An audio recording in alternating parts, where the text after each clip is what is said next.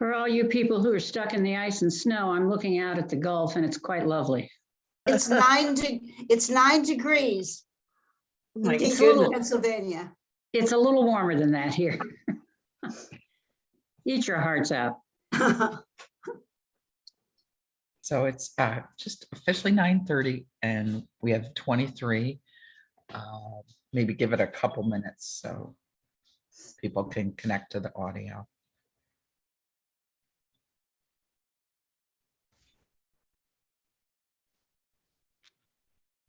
I saw an excellent play in DC over Christmas called, and this is really weird, Once Upon a One More Time. And it was at the National Shakespeare Theater, and it's heading to Broadway. It is, quote, inspired by the music of Britney Spears. And it was all these fairy tale princesses led by Cinderella, who was given the feminine mystique to read, when of course then she decided she wanted to take charge of her own life and blah, blah, blah. And there was a Prince Charming who kept loving all the princesses, and then he'd sing, oops, I did it again. And the other song that I remember was Hit Me Baby One More Time. That's the Once Upon a One More Time. Beautifully staged and very well acted and sung and danced. And so if you're ever in New York or even DC, I recommend that play. For fun. It's a fun thing. It's not deep. Well, it is kind of deep.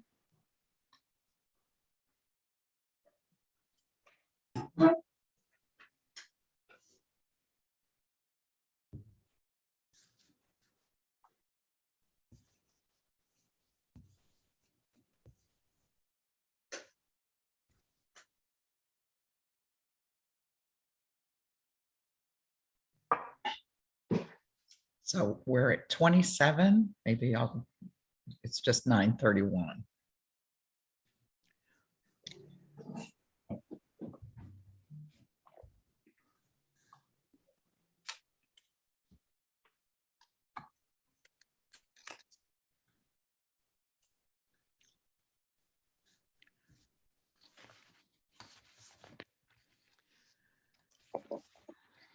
Well, would people like to start? Let's do. Okay. Yeah. Well, good morning, everyone. I'm Eileen Conroy. I serve as first vice chair, leading public relations and communication. Thank you for your interest today. We will have two speakers, as you know, and I'm going to kick it off introducing Judy Greenberger, who serves on the board as the Director of Reproductive Rights and Healthcare, and Judy planned this program. Thank you, Judy. The sequence will be, we have the two speakers, Amy Weintraub and Jo Shim, and then there'll be question and answer. If you'd like to participate in the question and answer, you can either do so by using the chat function, which is on the bottom of the screen, or raising your hand, which also is an option.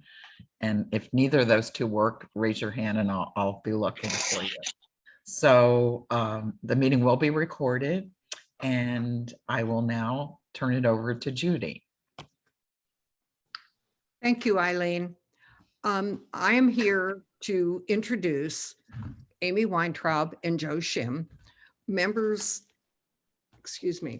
leaders in advocating for reproductive health rights for women and for members of the LGBTQ community. For many of us who have been on the front of the reproductive health rights movement, or just even in terms of advocating, we know that this not only affects the young women or people of childbearing ages, it really affects us all. The challenge to Roe affects those who are working, studying, and aiming high, as without the protection of the law, we are at the mercy of forces beyond our control. It also affects doctor-patient relationship, as the health concerns of the mother and the viability of the fetus have been overruled and eliminated. The provisions of the law thus far have made no exception for incest or rape. The trauma of those caught in those circumstances is beyond comprehension. and the revocation of Roe v. Wade seriously affects people of color and the financially disadvantaged. Those areas affect us all, regardless of gender, age, or financial status. We will see a generation taking a step back to the days when we were encumbered by regulations that made us less than we are capable of being really full, productive women. The National League of Women Voters supports the right of choice for our bodies and our health, including reproductive choice. We have seen this right of choice and access to reproductive health being limited and threatened in our country now more than ever. It is urgent for us to listen to Amy and Jo, who have advocated, educated, and organized against these growing trends. Their message will give us guidance to action and help us to gain greater knowledge for the fight ahead as our rights continue to be overturned or abridged by state and federal actions, or should Roe v. Wade be overturned. Both Amy and Jo have served as chairs of the Florida Women Voters Reproductive Health and Justice Action Committees, standing in support of Nationals' freedom of reproductive health position. Currently, Amy is the leader of the Florida Reproductive Rights Freedom, as well as the chair of the now Reproductive Rights Task Force. She works as program director of reproductive rights for Progressive Florida. Jo Shim is an active member of the Floridians for Reproductive Freedom and also champion for expansion of Medicaid for Floridians and the Affordable Care Act marketplace. Additionally, she works for Johns Hopkins on clinical trials for HIV and TB. These women want you to know the dangers ahead and what is being done to lessen the impact should Roe v. Wade be overturned or further abridged. They do hope you will lend your voice to theirs and to all who oppose the end of choice. And may I now introduce Amy Weintraub and Jo Shim. Thank you.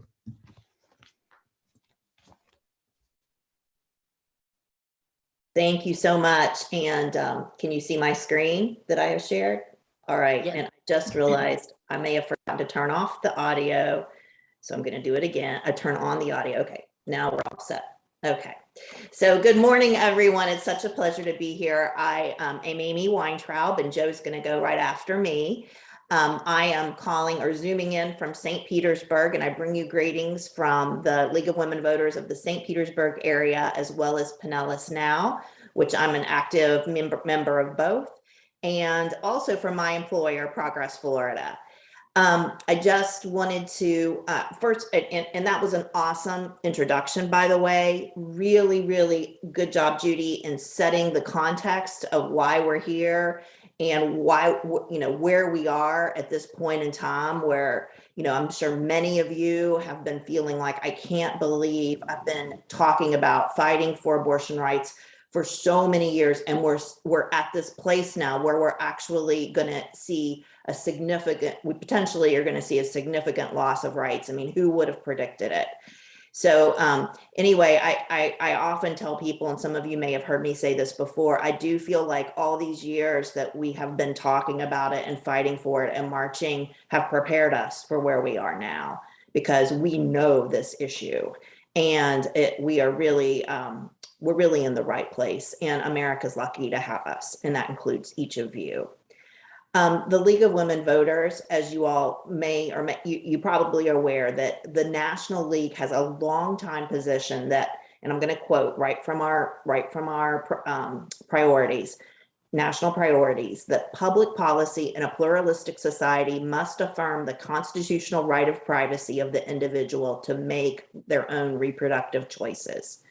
And the League of Women Voters of Florida, for the first time this year, has put defending abortion rights as one of its top 5 legislative priorities. This is a huge thing. And this, not only is it a huge thing for the league to take this step, but it shows just how dire the straits are, and that the league feels like this is, this has to happen. That has to happen, that we step up. Now, a lot of National Organization for Women members are on this call, and I'm sure that and I'm a proud NOW member. I'm sure you're aware that NOW has been a national leader in our movement since NOW's inception, and now fully supports safe and legal abortion, medication abortion, and telemedicine for reproductive care, and has always fiercely opposed attempts to restrict reproductive freedom through underhanded legislation and all other restrictions. So thank you to all the league members and the NOW members who are here. Let's just jump right in. All right, so we're here in this legislative. Hold on 1 second. Oh. Did someone need me to hold? Okay. Hold on. Well, that reminds me, like, if you haven't muted your own speaker, this is a good time to perhaps do that. When you mute, you actually improve the sound quality for everyone. So consider muting if you haven't already. So this legislative session, we are absolutely gearing up for a fight. We already have seen this 6-week abortion ban that mirrors the Texas law that went into effect in Texas in early September. We have seen a similar bill introduced by Webster Barnaby in the House. It bans abortion after 6 weeks of pregnancy, which is pretty much an all-out abortion ban. All of you on this call who menstruate know that often pregnancy isn't even detected until after that first period is missed. So that's maybe 4 or 5 weeks from the last period. And then, to figure out, oh, I've got to schedule an appointment to see if I'm pregnant. I've got to schedule an abortion. I've got to get the money together. I've got to get transportation and childcare for my children. All of those things take a lot more than a week. So basically, it bans abortion for most pregnancies. Now, interestingly, the Senate has not introduced a bill, a 6-week abortion ban. So we do not believe that there is support generally in the leadership for this. What we do believe that is going to happen is in the next few days, a Missouri-style bill or a Mississippi-style bill will be introduced, and this will ban pregnancy anywhere between 8 and 15 weeks. And we think that the reason that Barnaby filed so early, or they had Barnaby filed, was because they wanted this second abortion ban to seem like it was a bit of a compromise. Oh, it doesn't seem so bad. 8 weeks, 10 weeks, 15 weeks. Y'all, this is an abortion ban. No, we wouldn't have stood for this last year, an 8-week ban, a 15-week ban. So our messaging, the league's messaging, NOW's messaging, feminist message statewide is no abortion bans in Florida, not now and not ever. There has been a proactive bill filed by Senator Berman and Representative Diamond, and it's called the Reproductive Health Care Protection Act, and it codifies abortion law. And it would mean that we would no longer be reliant simply on the state constitution's privacy clause to overrule any abortion bans or abortion restrictions that the legislature passes. Because right now, the legislature's passed many things in the last few decades that have been overturned by our state Supreme Court because of our state constitution's protections, which actually are even stronger than Roe. So this, Senator Berman and Representative Diamond know that because of DeSantis's appointments to the state Supreme Court, the state Supreme Court is much farther to the right, much more conservative than the previous benches. So we can't rely on them. We shouldn't rely on them. It needs to be codified anyway. So I'm really thrilled that they have introduced this bill. But I'm sure you all can guess the chances of it getting traction and actually passing are low, considering the makeup of our legislature. Still, it's nice to have something to, as the league, as NOW, to be able to push forward and say, this is what we want. We're not just saying we don't want this, but here's what we do want. The other abortion ban that I'll mention that we would likely see either in combination with the Missouri style or the Mississippi style ban is a reason ban. And this was passed last year in the House. And this is a ban on abortions that are particular to specific reasons that the patient wants the abortion. Specifically, if it bans abortion based on a problematic fetal diagnosis. So a person could get an abortion for any reason, except if the reason is that there is a fetal abnormality or if there's a genetic problem. And this is, it's supposed to look like it's supportive of people with disabilities, but it is an abortion ban, and it's an underhanded way of getting a ban in place. So we'll be opposing that. How can we do this? How can we oppose this? It's, it's stacked against us. Well, we have to. We can't take this lying down. And if you haven't already, if you're a member of the League, I urge you to consider joining the League committee or the action team that focuses on reproductive health and justice. And if you're a NOW member, join NOW's statewide reproductive rights task force. You can find out get the sign up links at the website that's shown there at the bottom of the screen. And I'm actually going to put it in chat right now too. Any link, any website that I mention over the course of this talk, you are going to find at the, I'm trying to find chat. There we go. So it appears a little differently for me when I'm speaking. There we go. Any link that I mention, you will be able to find at this website. It's called Linktree, and it's basically a beautifully displayed bunch of links. And these are and I'm going to be talking about a lot of different web resources. So if you could go ahead and maybe have it open over to the side or on a different device, or just jot it down so that you, or bookmark it so you can have it later. A lot of the resources that I'll be discussing, and maybe even some that Joe will be discussing, you'll be able to access through this one website. And I'm going to be referring to it as the Linktree.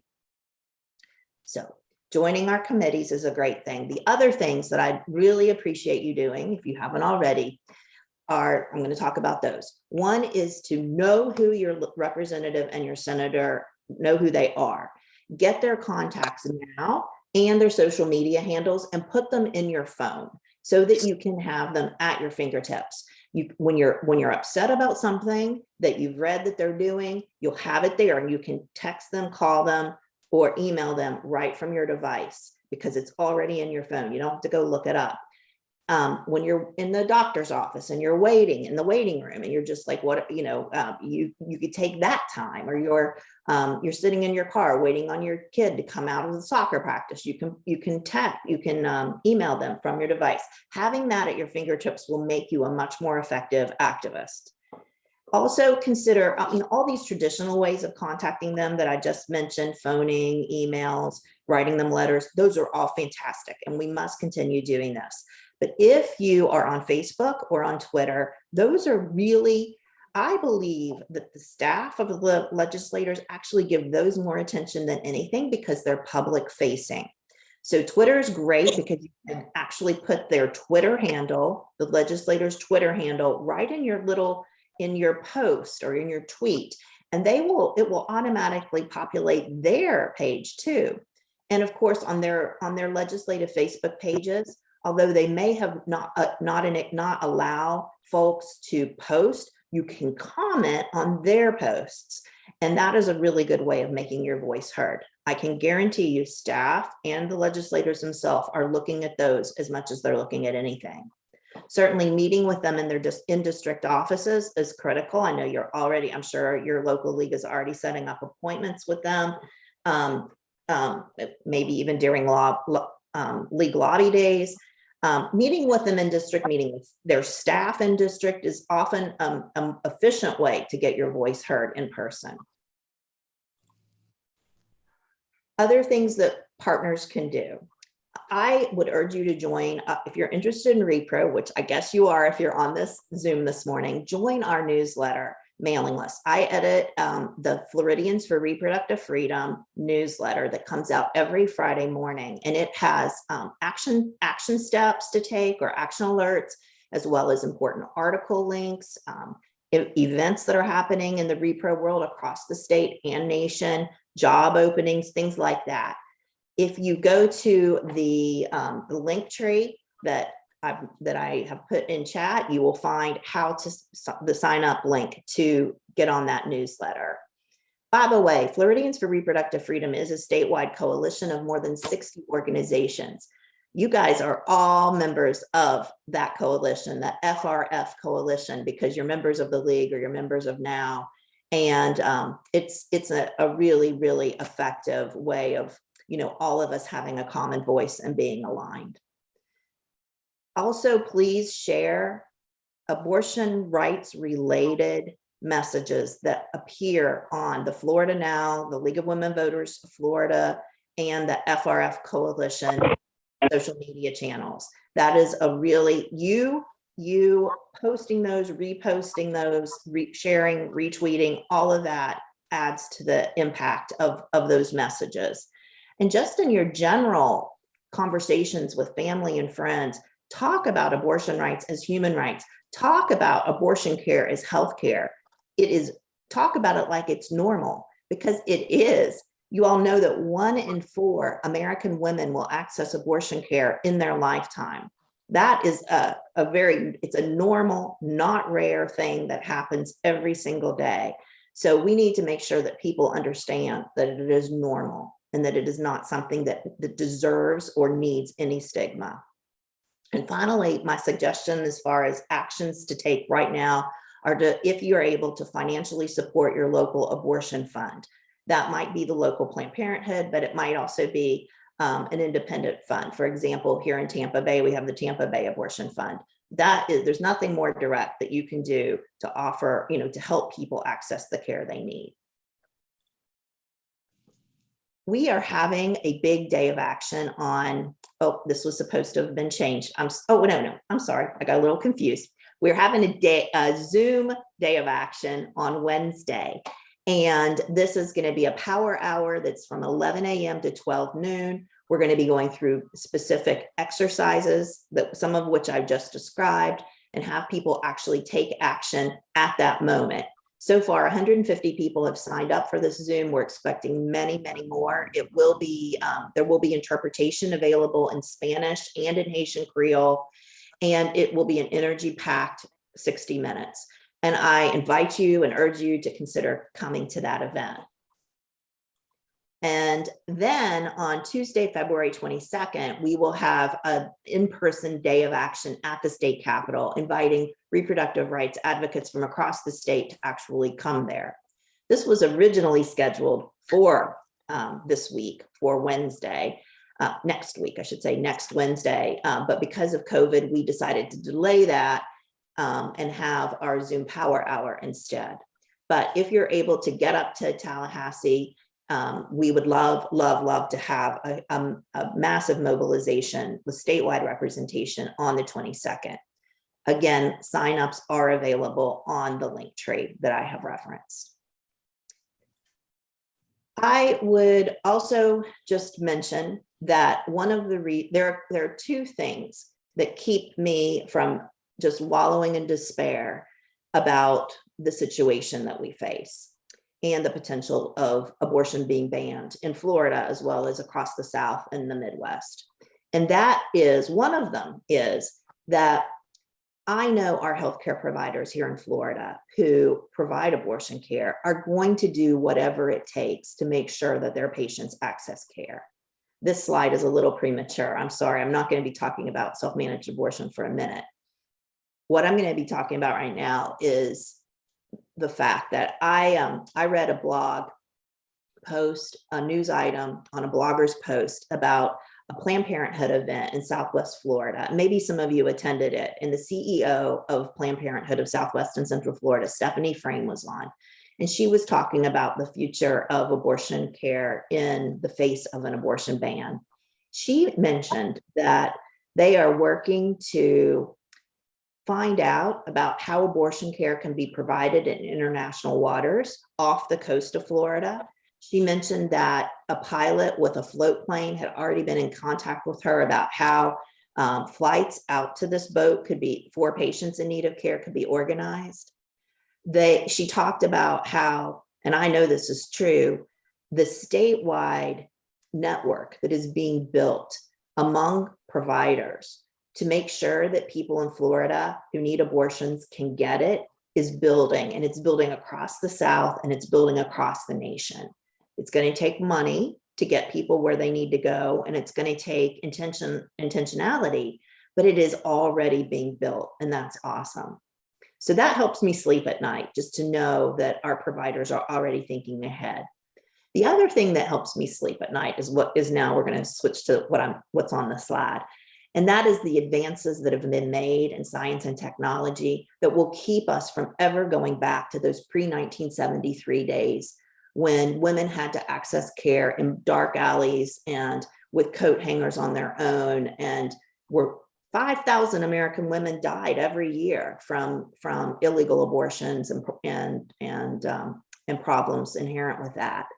But we don't have to face that. Most women won't have to face that because we have abortion pills. And that is, we've been using them, FDA approved for over 20 years here in the United States, but now they're available more and more. Women can access them on their own without going through the traditional medical setting. And I'm going to talk about that. Abortion pills basically bring on a miscarriage. And it's a combination of two medications generally, mifepristone, which is the round pill on the slide, and then the six-sided pill is called misoprostol. So it's a combination of those two pills. The fact is misoprostol, if you have enough pills misoprostol on its own, and misoprostol is has been used to treat ulcers for many decades, but it also brings on a miscarriage. Anyway, the misoprostol on its own can be effective in terminating a pregnancy, but it's not quite as effective as the two pill combination. As I mentioned, it's been FDA approved for about 20 years now, and it has been safe and effective. It is safer than penicillin, it's safer than Viagra, it's even safer than Tylenol. So it's a fine medication when it's used with the right directions and with the right support. The fact is, it is overregulated here in Florida. In Florida, it requires a doctor's visit. All abortions, even without clinical necessity, require that special information that is actually not medically accurate, produced by the state, and unneeded, is provided to the patients, called informed consent. That was one of the barrier bills that was passed several years ago. Also in Florida, an ultrasound is required before an abortion can be administered by a doctor, even if it's not clinically necessary. And so those things drive up the cost, and they limit access to abortion medication. But the interesting thing about abortion medication is that it can be acquired via telehealth, not from a Florida doctor, because that is not allowed because of our state laws, state restrictions, but it can be acquired from international medical practices and from international pharmacies. And many partners in our movement are working to make sure that accurate information and reliable support on acquiring this medication is available to everyone, or to anyone who wants to self-manage their own abortion. I will be doing a training on this actually on the 21st. If anyone's interested in learning more about spreading the word about medication abortion and how it can be acquired, you're welcome to join us. The registration form's on the link tree. Oh, I'm going to go back for 1 second. I didn't talk about Plan C pills. PlanCpills.org is a website that offers a comprehensive guide to the international medical practices and pharmacies that are shipping these pills to American women. And it's a great resource for people who are interested in learning more about abortion medication and how to acquire it. So the reason that I really wanted to accentuate this is that this is what gives me hope. And I know that if we are empowered as activists with this information, we can help Floridians get the care that they need, even in the face of a statewide ban. The other thing I wanted to touch on today is anti-abortion pregnancy centers. We as a movement must encourage the legislators to stop supporting these entities. I want to show a quick little video that I think will, if you don't know about them, it will, as much as anything, give you the context you need. So here we go.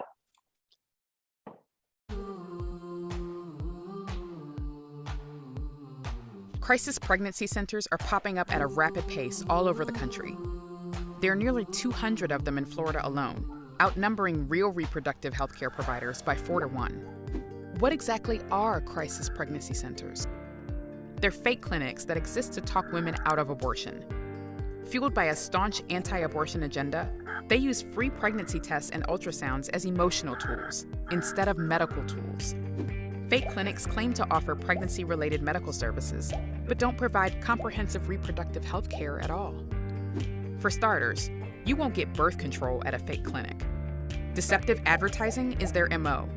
They place misleading ads under internet searches for abortion. They adopt names that sound like actual reproductive health centers. They intentionally locate themselves on the same block as actual abortion providers, sometimes even in the same building. All this to trick potentially pregnant women. Sound a little sketchy? Help us spread the word to keep unsuspecting women and girls from falling prey to their tactics. It all starts with awareness. These clinics often schedule appointments and follow-ups as far out as possible. They know timing is critical with pregnancy, and women who wait may face costs that are prohibitive or be too far along to get an abortion. They are also known to compel women to get into exam gowns. Why? Well, being separated from personal belongings does make it more difficult to leave. They might use lies to dissuade women from accessing contraception and abortion by linking them to infertility and breast cancer. Their staff and volunteers even pose as medical professionals wearing scrubs or white coats. Building awareness is just the start. Take actions online. Reach out to public officials. Get involved with visibility events. A lot more is needed to expose fake clinics in Florida. Join the campaign. Visit FloridaReproFreedom.com to learn how. Like the film said, there are almost 200 of these in Florida, and about half of them share $4 million from the state legislature that is part of the annual budget. It's a permanent part of the budget. Happened about 3 years ago when the legislature passed a bill permanently funding them. Last year, they got an extra $500,000 that was just thrown in at the last minute in the budget process. It is just terrible that our taxpayer money is going to fund these biased so-called counseling centers that actually provide no health care, and it all comes through the Department of Health, which is especially a slap in the face. You may think, well, I never heard about these. Well, you have them right in Lee County. Here's the list of them in Cape Coral, Estero, or I'm not sure how to say that, Estero, and Fort Myers. And they are real problems. I wanted to share with you quickly a finding that this is something that I just found this week. Oops, trying to get out. This is the website for one of them, for two of them, PRC. PRC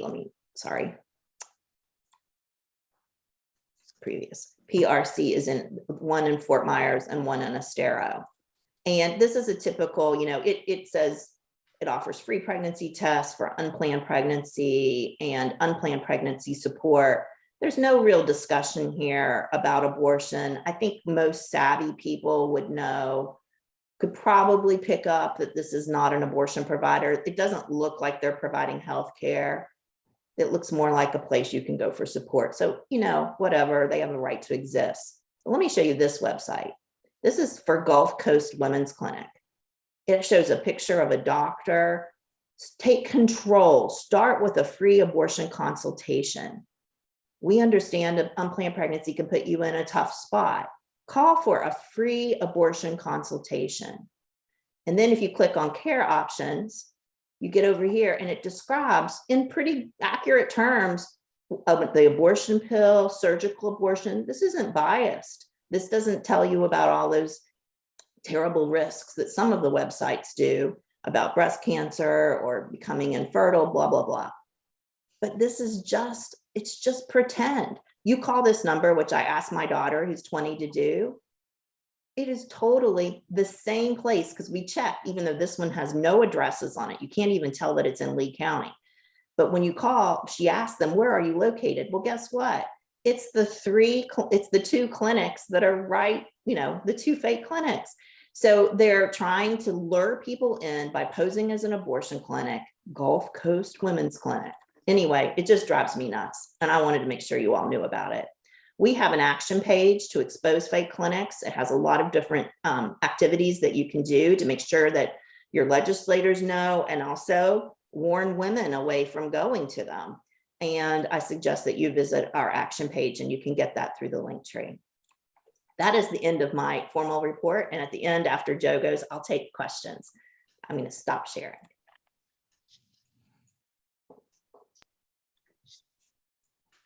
Thank you, Amy. That was wonderful. Of course, it's going to be very hard to follow you.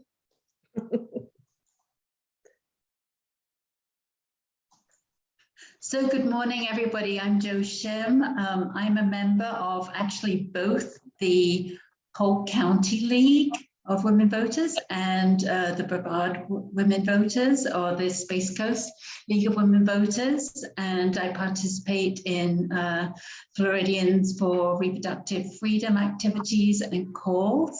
I'd like to give a shout out to two members of the Space Coast League that I see are on this call. Thank you very much for participating. I know it's always good if you're in one league and you have participants from other places. So I am going to jump in right now and start off by saying it's not all gloom and doom. So there's a lot of things that that we can do that are positive and to keep fighting to make reproductive care available for women, and you know, we can really do some positive things to help. So I was very pleased to see this information that I just clicked on by accident from the National Women's Law Center that highlighted good things that were done in 2021 nationwide. So we had a lot, over 1,000 proactive pieces of legislation. 9 states enacted laws that actually protected the right and expanded access to abortion care.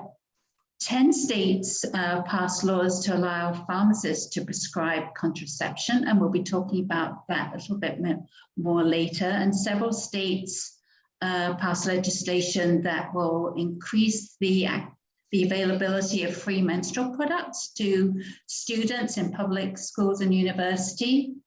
And many states enacted laws to increase the access to pregnancy care. So that's nationwide. So is there anything in Florida that we can do to increase access to care, or things that are good for women as in regards to reproductive care? So yes, I'm pleased to say that there is. So first of all, we have Ava's law. So this is a piece of legislation that has been brought in to help women who are incarcerated. We've had two terrible cases that have been publicized. You know, I suspect that there are more, where women have been forced to give birth in jail cells without any help and without getting any medical help, and just left, basically. So there was a case in Alachua County and the baby died. So this law would hopefully protect that from ever happening again. Women would have the right to have a pregnancy test if they were taken into custody, and if they were pregnant, the judge has the ability to defer the sentencing until after they have given birth. So, you know, this is very encouraging. This law has been passed through one committee with unanimous vote from everybody who was in committee, and hopefully it will pass this legislative session. So we have, okay, so we have, oh, I'm on the wrong page, sorry. So we have some other bills that are positive. So there's a Medicaid, of course, there's Medicaid expansion that, you know, there's not much hope of that passing, but we have to keep talking about it. If we got Medicaid expansion in the state of Florida, it would help all women, help access to reproductive health, because there would just be more health care, especially for low, you know, those people who are low income and under 130% of the federal poverty level. And then there's a very encouraging bill, student health services, which would also provide access to menstrual hygiene products for high school students in schools, and they would be available at no charge.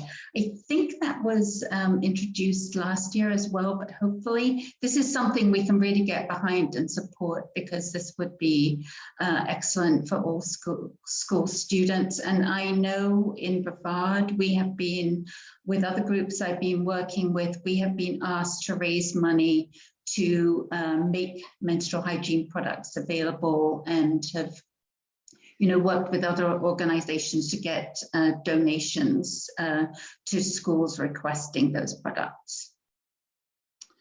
So now there is a bill that I'm going to tell you about that we really need to oppose. It's House Bill 211. That's a youth, gender, and sexual identity bill. Really is a transgender medical care ban, and it would cause doctors to provide a criminal penalty for doctors providing help, especially, or Medicare or treatment, especially to trans children, trans teens, and they could be have criminal penalties providing hormone therapy and puberty blockers. That's something to oppose. There's a sexual battery on mentally incapacitated persons. This is a bill that I just learned about, and basically what it does is that for anybody who may be raped and who was drunk or was maybe taking drugs, the perpetrator could still be prosecuted. Basically said is rape, no matter the condition of the person who had the rape performed on them. And lastly, we just heard that Representative Anna Eskamani and Senator Farmer have filed a proactive sex ed bill. I think they filed it before. We don't have the numbers yet, but that's very encouraging. Again, something else we can support. So I'm going to spend the rest of the time talking about some advocacy issues. There are many, and I've just selected 3 that we're going to talk about this morning. So the first one is access to contraceptives. Now, with the FRF group, Floridians for Reproductive Freedom, we have a work group that's working on contraceptives access. So our goals are to to provide help to anybody who has who lacks health insurance, who has transportation issues, fears discrimination. There may be concern over parental involvement or a language barrier. So when we first put this group together, we had one main goal, and that was to put together a birth control resource guide. And I said completed projects here. Well, we really have one completed project, but it was I think it was a good thing that we were able to do. So we gathered all the birth control resources together, different types of birth control, where you can get it, for every county in Florida, information about what services the Department of Health provided, and put them together in one place. And our source for making it available is the Floridians for Reproductive Freedom website. And then after we got it together in English, we worked with different providers to make it available in Spanish and Haitian Creole. So some action you can do, go and look up this resource and let everybody know about it. We particularly like to let 211 sites know that this is available, so they can give out information to people who call. But if there's other groups that you would that you work with, Planned Parenthood groups, for instance, who need to have access to this information, please let them know that this is available. And then we've got two projects that involve emergency contraception. So emergency contraception is medication that is available to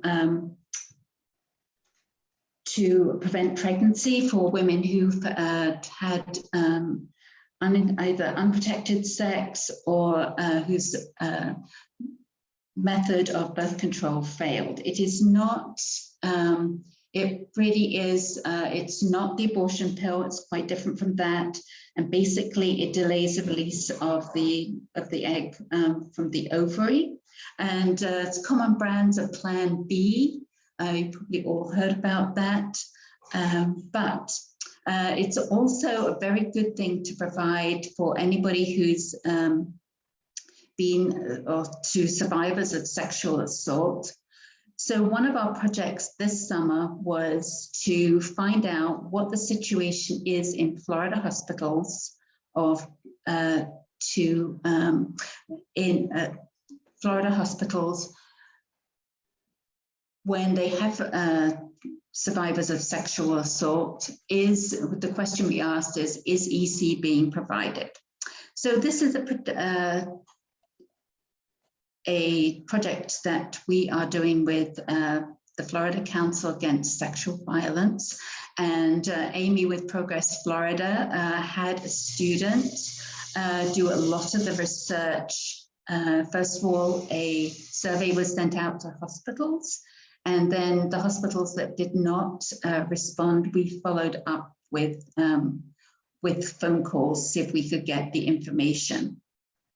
So overall, what we found was that there was a general lack of consistency. There were some hospitals where EC was always offered, but in most cases, it may not be available, or the survivor was sent home with a prescription, which could be another barrier. It's just something else to do. And so it became clear that some legislation would, so that we make this standard of care, some legislation would be available.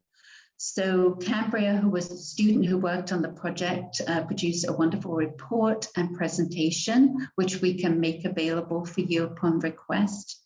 And our next steps would be to pull model bills from other states, make contact with legislators who may be willing to sponsor a bill, and identify healthcare providers who will be champions of this. So this would be something that we would be doing for the next legislative session. Definitely something worthwhile and definitely something that we will be asking for help with working on. Our next thing is making EC available in Publix. We also did a survey of pharmacies, major stores with pharmacies, which included Walgreens, Publix, Target, Walmart, CVS, and we found that all of them had EC on the shelf, but the one holdout was Publix, where you have to go to the pharmacy and ask for it in person, which is a tremendous value. So the barrier, sorry, it's not tremendous value, it's a barrier. So we worked with, we contacted the Publix CEO, the VP of Pharmacy, to request a policy change. We've had a little interaction and we knew that they were sort of looking into it. They very often say that it's that they have a problem with theft because these products cost about $50. So we have not heard anything back. We took a little break and we're going to start a new advocacy campaign, which will hopefully begin in the spring of this year. We are going to do a postcard campaign, social media campaign, and we're going to take baby steps with Publix. We're going to ask them to display signage in their family planning section, so at least then people know where EC can be found. So there was talk that they might provide it in customer service, but at least then people would know whether to go to customer service or the pharmacy to get it. So hopefully eventually we're able to make it available on the shelf where it's supposed to be, because the FDA says it's supposed to be, recommends that it's available on the shelf in all stores with no restrictions. And lastly, in this group, we're doing some research on the options for prescribing rights for oral and hormonal contraceptives. As you heard, you know that in some states, pharmacists can prescribe these products. Why not in Florida? So, and also another thing we would be looking at is whether we can change the law to make it possible to have 12-month supply of, say, for instance, birth control pills prescribed at a time, which would make it much more accessible for women because they would only have to go to the pharmacy once, and the cost would be reduced because there wouldn't be doctor's visits or co-pays. So moving on, our next topic, which we probably could have been working harder on, is sex education in Florida schools. So what we would like to see is comprehensive sex ed, which is curriculum that provides students with the knowledge, attitudes, skills, values, information about relationships, information on STDs, consent, healthy living, birth control, all those things available. And overall goals, that we know that this helps to reduce teenage pregnancies, incidents of sexually transmitted infections, including HIV, and lower rates of sexual violence. So the Florida law requires that sex ed takes place. Usually it does state that it has to, abstinence education should be included. In some schools, I know they do an Abstinence Plus program, which does include information on contraceptives. It does state that you have to provide instruction on HIV and AIDS, and that parents have the right to opt their children out of sex ed classes. So, you know, one reason we should be very concerned about this is because I just found this recently, the Youth Risk Behavior Survey, and the results are actually very alarming. This was from 12th grade students in Florida. In spite of absence of education, 52 report having sexual intercourse, 17% more than for sexual partners, almost 50% or getting close to 50% did not use a condom the last time. Many females had been exposed to rape or sexual violence. In 2018, we actually had over 3,000 youth living with HIV in Florida. And HIV is actually a big thing in Florida. Florida ranks second in the number of new diagnoses. And one time, I think we have been first. And a lot of, as you see, a lot of bacterial STDs, and those rates in Florida are more than double the US rates. So our children really need good comprehensive sex ed to hopefully make some of these numbers decrease. So concerns are currently comprehensive sex ed is not available. It's not taught in most public schools. And the focus, as we said, is abstinence only, not having sex outside of heterosexual marriage. And a really big concern is that we know in some areas, religious organizations or providers from anti-abortion pregnancy centers are invited in to provide all or some of the education, which is really alarming. So what can you do? This is something where the league can really be involved, especially if you have an observer call. Try and find out what's being taught, go to school board meetings, determine if it not always easy to find out this information, but find out if guest speakers are invited in and what organizations they represent. Work with other parents, and we have a new healthcare Healthy Youth Alliance organization. If you're really interested in this topic, I would recommend getting involved with that, and both Amy and I could give you information about how to join.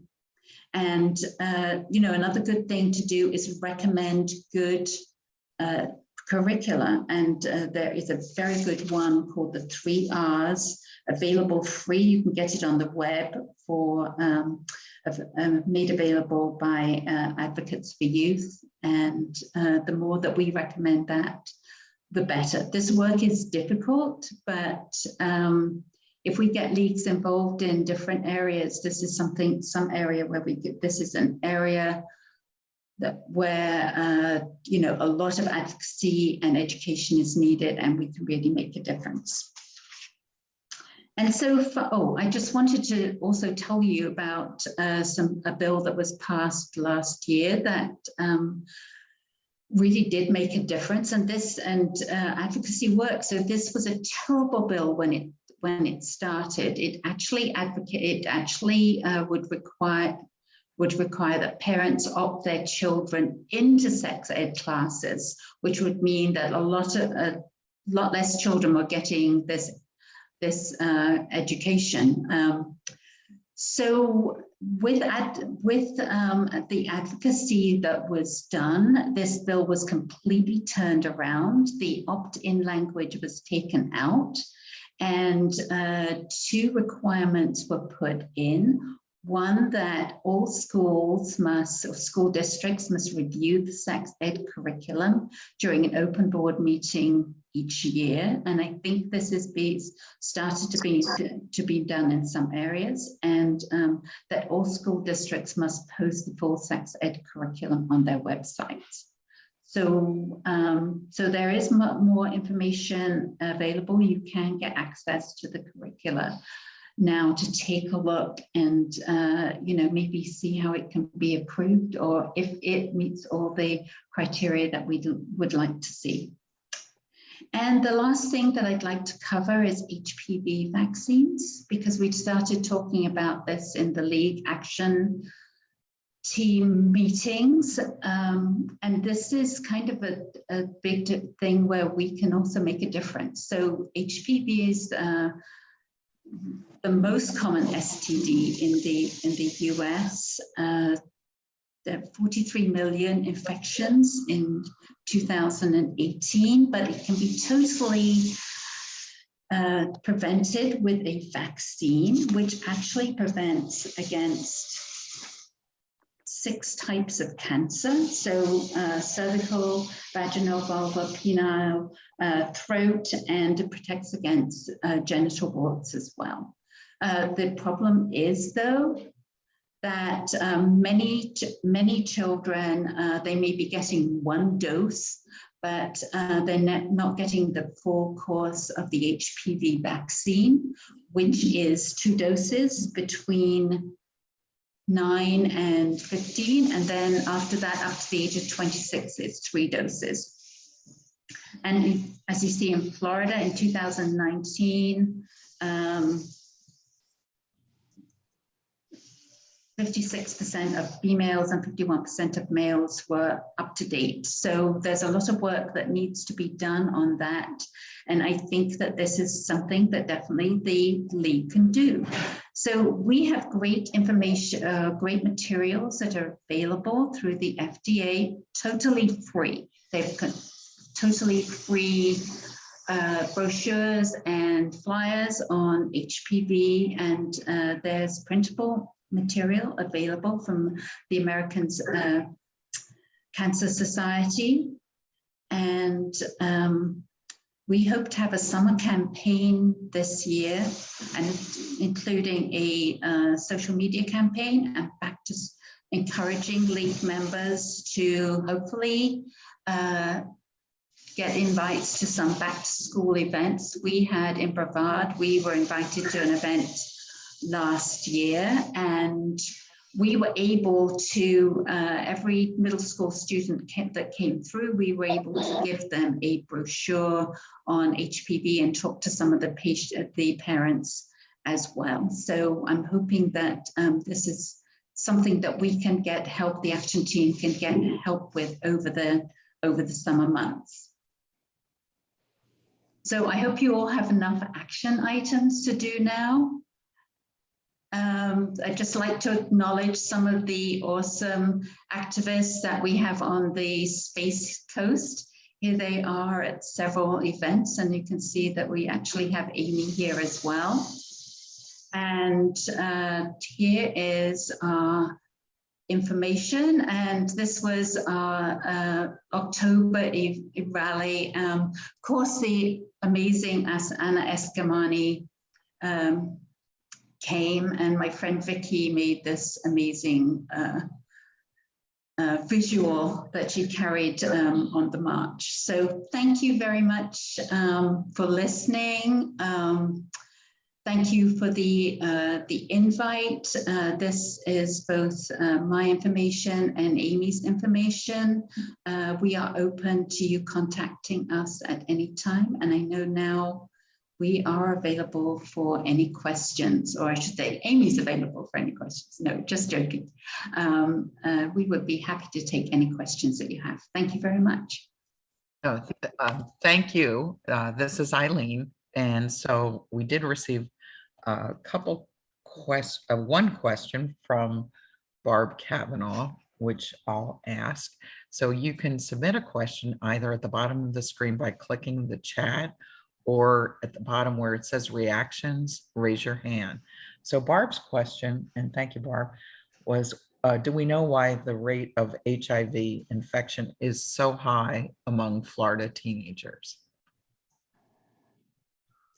I would just say the reason is that it's just the prevalence is very high in Florida, especially South Florida. Some of that is due to immigration, some, you know, and I'm not saying, so we just know that, you know, there are hubs in those areas, and because it's available, because there's prevalence in the adult population, I think it's, that it transmits down to, a lot of our youth, especially members of the gay community. So, the reason why it's so important to have good HIV information available is because, especially for instance, gay Black men, where their realm of interaction is much smaller, the rates, the amount of exposure they have is, much higher, because they may be interacting in groups where there's already a very high rate of HIV. So I can't say exactly why it's so high in Florida, but it's mainly concentrated in South Florida, and that's been the case for a long time in the Orlando area, and I believe sort of the Tampa St. Pete area is very high. Major areas where there's a lot of people, and of course the population in Florida has increased as well, so that's also going to increase our rates. But it's there, and it troubles me that nobody seems to talk about HIV anymore, because it is, it's really there in our communities. Of course, drug use increases the rates also, and then I think there's been a general slacking off in using protection. So, just having all our young people use a condom, if it protects them from lots of other STDs as well, is, very important. No, thank you. And Cindy Cummings has a question. I'm excited to hear the information provided. It helps me to feel better informed. How does the League and the National Organization of Women respond to the Christians' views and position on abortion? I just posted a little comment there. In the FRF, the Floridians for Reproductive Freedom Coalition, there are many, many Christians. There is a great diversity of opinion among Christians on reproductive freedom. Many of our top champions are Christians. And, the Christian approach to women's bodies and women's health has changes dramatically over the years. And it was only in the last part of the 1800s that the Pope at the time decided that life began at conception, not later in pregnancy and not at birth. And there's, even within the Catholic Church, there's great diversity of opinion on that. And so anyway, two great organizations we work with and we take guidance from are the Florida Interfaith Coalition for Reproductive Health and Justice and Catholics for Choice. Mm-hmm. And so there, we constantly struggle against right-wing anti-abortion messaging. And we have to talk about themes that resonate across religions, across party lines, things like bodily autonomy and having the ability to control our life's plan and be able to pursue happiness. These are things that come hand in hand with someone's ability to decide whether they're going to start a family or grow their family. And we find that type of messaging resonates with people no matter what their faith background is.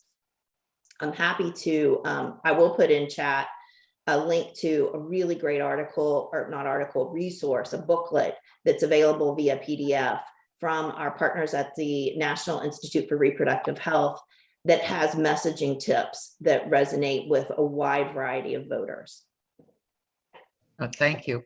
And also posted in the chat was the 3 R's, right, respect, responsibility, for K through 12 sexuality education curriculum. I'm sure you did that, Amy. Thank you. Yeah, no problem. I love it. And I hope you all will check it out. If you have children or grandchildren, who, aren't getting sex ed in school, this is a great resource for you to share with them, or to even to instruct them if they'll have you do it.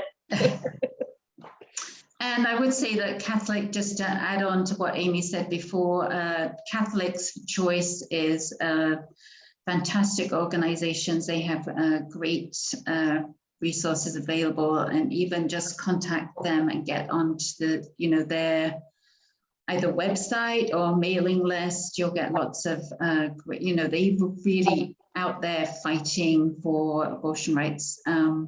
They used to come to Tallahassee, even though they're a national organization. So they are, very adamant and fighting for abortion rights, definitely. Very encouraging to work with them.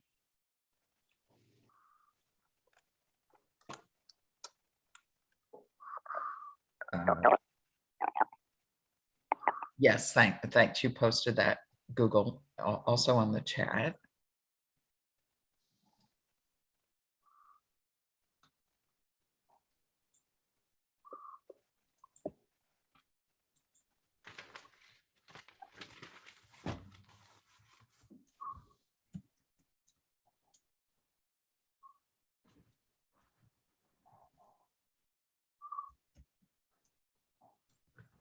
So is there anybody, well, Judy, probably, I just wanted to know how many people from the Lee County League participate in the action team calls. The League of Women Voters of Florida action team calls. Is it just you, Judy? Basically, yes. I'm sorry, let me unmute. Second. Basically, yes, I am the only one, and I am sporadic because I'm also on the health team, as you're aware. Right. So, but it's great to have you on, and we'll use you as our conduit to spread the word and to, hopefully get the Lee County League to help us with our action items. Thank you. I just also post on the chat, this is Eileen, if you're interested in information about the League of Lee County, I posted our website as well as the means that you can contact us by email, and the League of the total US as well as Florida. Diane has her hand up, just FYI. Oh, good. Okay. Diane? I don't know if I missed the answer to this, but I did put a question in the chat. Are we able to receive the PowerPoint presentation via email? I put a link to my presentation in chat. And so if someone from the Lee League could grab it and maybe send it out to Diane and to anyone else who wants it, or to I know you recorded it. Maybe you're sending the link to the whole chapter. You could include a link to my presentation, and maybe Joe can get that together too. Yes, I can get it to you. Great. Thank you. I was taking a lot of notes, but I think it would be more helpful for me to have the whole PowerPoint. Very good. Thanks.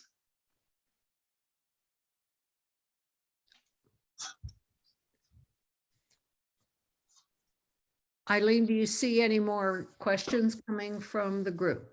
Let me just check one last time. No, I do not. So if that is the case, I want to thank the presenters. It's been extremely informative and gives me optimism, which is, make your voice heard, because there's power and influence in that. So I would just want to now introduce Sarah McDonald, our president. We'll wrap it up, and thank Judy as well for this great program and the speakers. And I thank Amy and Joe for being wonderful and cooperative and informative. And thank you for your activism. And I add my thanks to that. and I'm glad all of you are here, especially league members. I'd just like to point out our next meeting will be in person. It'll be a hybrid, in person and available on Zoom, depending on your preference. In person, it will be at the Collaboratory in Fort Myers, and this invitation will be forthcoming. It will be on February 8th, which is a Saturday, February 5th, I'm sorry, which is the first Saturday of February. And the topic Dana can address. Can you tell us a little bit about the topic, Dana? Yes, it's pathway. Can you hear me? Pathways to possibilities for children of Lee County. And we will have a panel of 4 people. Excuse me, I've been ill. So we have Norrin Dollard from the Florida Policy Institute, Therese Everly from Lee County Homeless Coalition, Janine Joy from the Lee County United Way, and Tessa Lesage, the Director of Future Makers at the Collaboratory. And we will be looking at what effect do our social policies have on children in Lee County. Sounds very interesting. As always, non-members are welcome to our meetings in person or on Zoom, but we prefer that you become members. And if there are no further comments or information to be given, we can call the meeting to a close. Thanks to Kim and Joe, or Amy and Joe, sorry. Everybody have a great weekend. And The board meeting will begin at 11:15 on a different Zoom address that you were sent. Thank you, ladies. Thank you. Bye. Thanks. Bye.